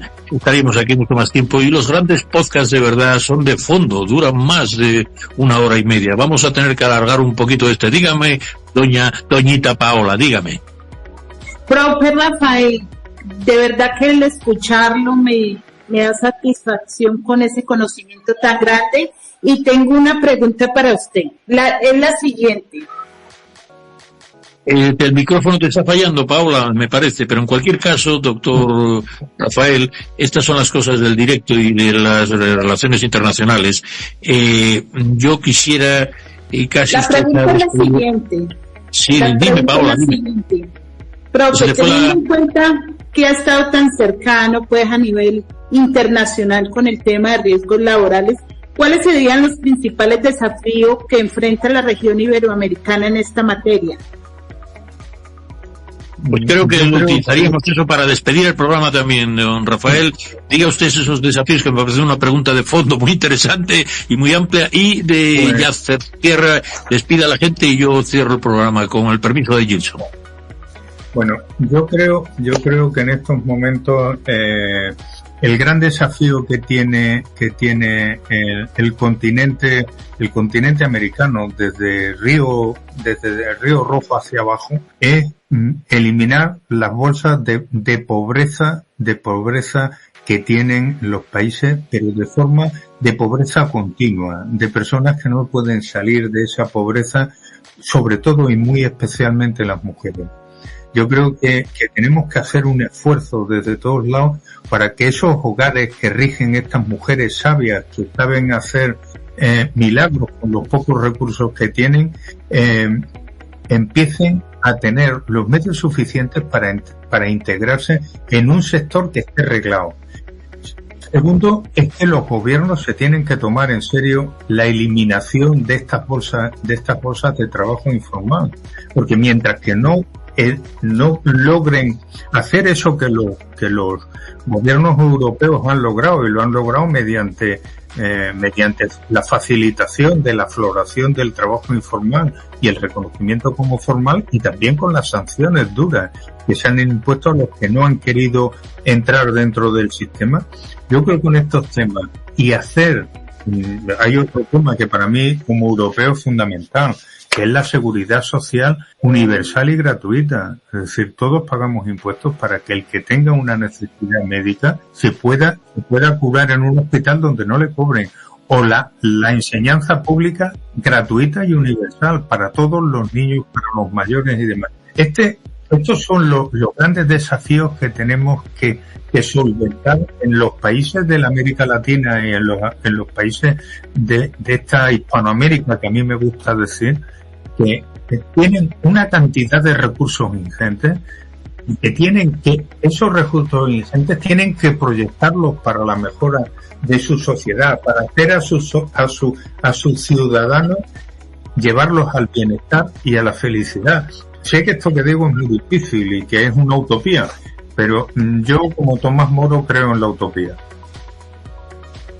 Gracias, don Rafael. La utopía es, al menos, como decían, es una guía para el camino, y aunque uno apunte a las estrellas y no apunta a las estrellas, nunca llegará a la luna. Yo creo que esa educación pública, porque no es gratuita, como usted dice, que hay que cobrar impuestos, esa sanidad pública, solidaria, social, estatal, si quiere, pero en ningún caso gratuita, es, como se dice, una base esencial para que con ese trabajo informal, que tiene un aspecto casi de iceberg, de esa economía sumergida, pero que en realidad también solidifica a los países, un gran pacto de Mercosur, un gran pacto de los ámbitos de la reunión de jefes de Estado de Iberoamérica, que la próxima convocatoria será aquí en Madrid, un gran pacto sobre poder acabar con las causas de la economía informal y toda esa lacra que representa. Usted tiene razón. Creo que sacar de la pobreza, y sobre todo de la mano de las mujeres, sería algo extraordinario. Crear ese gran pacto, que ahora que la Unión Europea ha firmado un acuerdo con Mercosur y que tiene acuerdos firmados unilateralmente con México, y ahora que los vientos soplan un poco excesivamente insolidarios, proteccionistas y demás, pero que en cualquier caso a lo mejor también muchos se merecen estos vientos, porque de aquellos lodos son estos barros. Creo que deberíamos apostar por la sensatez de nuestro invitado y el ejemplo de don Rafael Ruiz Calatrava. Queridos escuchantes, oyentes, audiencia, llegamos al final de este programa Enlace Iberoamericano sobre lo que representa el mundo de la salud y seguridad en el trabajo, y por lo tanto todo lo que acontece a la familia. Don Rafael, para quienes lo conocen, y su motor incansable, que parece que siempre tiene combustible, que es la energía de la bonomía. Un hombre dinámico y entrañable, porque hablamos de profundo, de las entrañas. También es pudoroso, pero a la vez un gran comunicador. Su pasión por este campo ha sido reconocida pues con la Legión de Honor, con la Orden Civil de Alfonso X el Sabio, la Cruz de Raimundo Peñaflor, o sea, naderías para él, porque por mucho que le condecoren, sigue con ese entusiasmo. Hoy celebramos esta labor y su ejemplo. Ha sido una fuente para mí inagotable de conocimientos y de inspiración para seguir tendiendo puentes con nuestros hermanos. Desde aquí no olvidaremos su inigualable habilidad de comunicarse y esperamos poder contar con él en próximas convocatorias.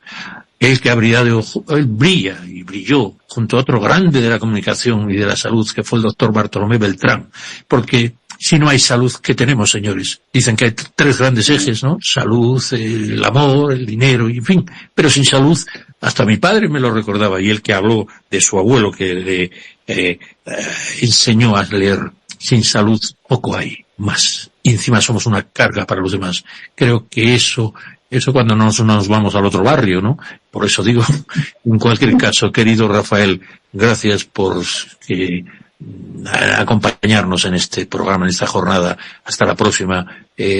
Sigamos cuidándonos, como él nos señala, con el factor humano unos a otros, con el mismo entusiasmo y dedicación que nos enseña el profesor Calatrava, un hombre ejemplar y que creo que todavía tiene pocas condecoraciones para lo que merece. Un fuerte saludo. Hasta pronto, mi gente. Ate logo, ate sempre, mi gente. Desde prensamercosur.org presentamos nuestro programa Radio Podcast Enlace Iberoamericano, con base en España y Portugal y con el resto de la comunidad iberoamericana en la Unión Europea. Tendremos puentes de comunicación e integración con personas y temas de nuestro interés. Radio Mercosur y su Enlace Iberoamericano, presentado desde España por Javier Pertierra, se emitirá los jueves en vivo y en directo. Enlace Iberoamericano, que comenzará a las 13 horas en Brasil, Argentina y Uruguay, 12 horas de Bolivia, Paraguay, Chile, Cuba y Venezuela, 11 horas de Colombia, Ecuador y Perú, 10 horas de México y Centroamérica, 18 horas de España.